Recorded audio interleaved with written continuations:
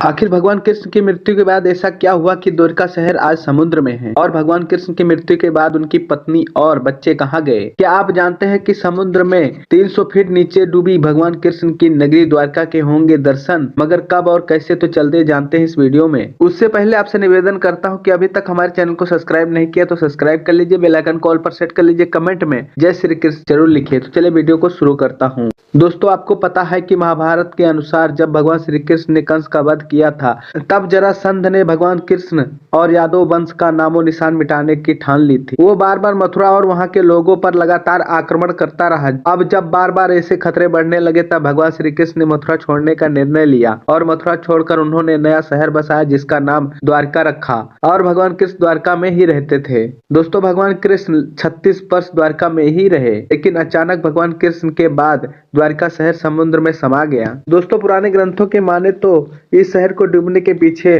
Main दो कारण हैं, जिससे पहला कारण बताया गया है कि भगवान श्री कृष्ण ने महाभारत युद्ध में कौरवों पर जीत प्राप्त की थी और दूसरी तरफ कौरवों की माता गांधारी के 100 पुत्र उस युद्ध में मारे गए थे और उसी वजह से उन्होंने भगवान श्री कृष्ण को श्राप दिया था कि जिस प्रकार कौरवों का नाश हुआ है, ठीक उसी तरह यादव वंश का भी नाश होगा। और उन्होंने कहा कि तुम्हारी द्वारिका नगरी तुम्हारे सामने डूब जाएगी। अब अगर दूसरे कारण की बात करें तो एक बार कुछ ऋषि मुनि भ्रमण करने के लिए द्वारिका शहर आए और भगवान श्री कृष्ण के पुत्र शाम ने अपने साथियों के साथ मिलकर ऋषियों से मजाक करने की योजना बनाई। भगवान कृष्ण के बेटे ने स्त्री का भेष धारण करके ऋषियों के सामने आया और पूछा कि मेरे गर्भ से क्या उत्पन्न होगा। इसके बाद ऋषियों ने देखा कि ये हमारा अपमान कर रहे हैं, तो उन्होंने गुस्से में आकर बोल दिया कि ये पुत्र एक लोहे का मूसल उत्पन्न करेगा। भगवान कृष्ण और बलराम को छोड़कर बाकी सभी लोगों पर इस मूसल का प्रभाव होगा। इसके बाद भगवान श्री कृष्ण के पुत्र ने सच में लोहे के मूसल को उत्पन्न किया। जब ये बात राजा उग्रसेन को पता चली तो उन्होंने मूसल को तुरंत समुद्र में फेंकवा दिया। इसके बाद द्वारिका में अशुभ घटनाएं घटनी शुरू हो गई, जैसे कि तेज बारिश शुरू हो जाना और कभी तेज तूफान। चूहों की गिनती इतनी बढ़ गई कि रास्ते पर भी लोगों से ज्यादा चूहे दिखाई देने शुरू हो गए। बकरा गीदड़ की आवाज निकालने लगे और इतना ही नहीं, गाय के पेट से गधे और नेवले के गर्भ से चूहे पैदा होने लगे।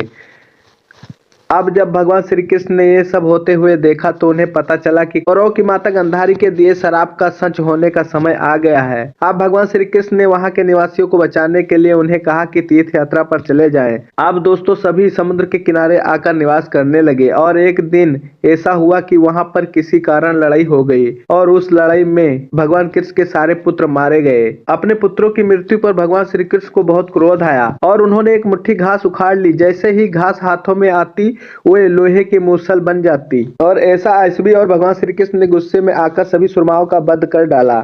इसके बाद भगवान श्री कृष्ण ने अपने दोस्त से कहा कि जल्दी से अर्जुन को यहाँ ले आए और उनसे सारी घटना के बारे में बता दे, ताकि वो हमारे गांव वालों को एक सुरक्षित जगह पर ले जाए। अब इसके बाद भगवान श्री कृष्ण जंगल में अपने भाई बलराम के पास गए तो बलराम जी समाधि में लीन थे और अचानक उनके मुंह से एक सफेद रंग का सांप निकला और वो समुद्र में चला गया। वो कोई साधारण सांप नहीं था, क्योंकि उसके बहुत सारे सिर थे। अब कुछ देर बाद बलराम ने अपने शरीर का त्याग कर दिया। अब भगवान श्री कृष्ण जंगल में कौरवों की मां के श्राप के बारे में चिंतन करने लगे। तभी वहां पर एक शिकारी आ पहुंचा और उसे दूर से ऐसा लगा कि वहां पर कोई हिरण है और उसने बाण चला दिया। लेकिन जब वो आगे बढ़ा तो देखा कि वहां पर तो भगवान श्री कृष्ण थे। अब भगवान श्री कृष्ण तो इसके बाद नहीं रहे। दूसरी तरफ जब अर्जुन द्वारिका पहुंचे तब भगवान श्री कृष्ण के पिता अर्जुन को बताया कि अब ये शहर डूबने वाला है। इसके बाद अर्जुन वहां सभी निवासियों को मंत्रियों की मदद से इंद्रप्रस्थ से सुरक्षित ले गए, लेकिन उनके वहां से जाने से पहले भगवान श्री कृष्ण के पिता ने अपने प्राण त्याग दिए और अगले दिन ही सोने से सजी द्वारिका नगरी समुद्र में डूब गई। दोस्तों, एक रिपोर्ट के मुताबिक समुद्र में द्वारिका शहर के पुराने सबूत मिले हैं,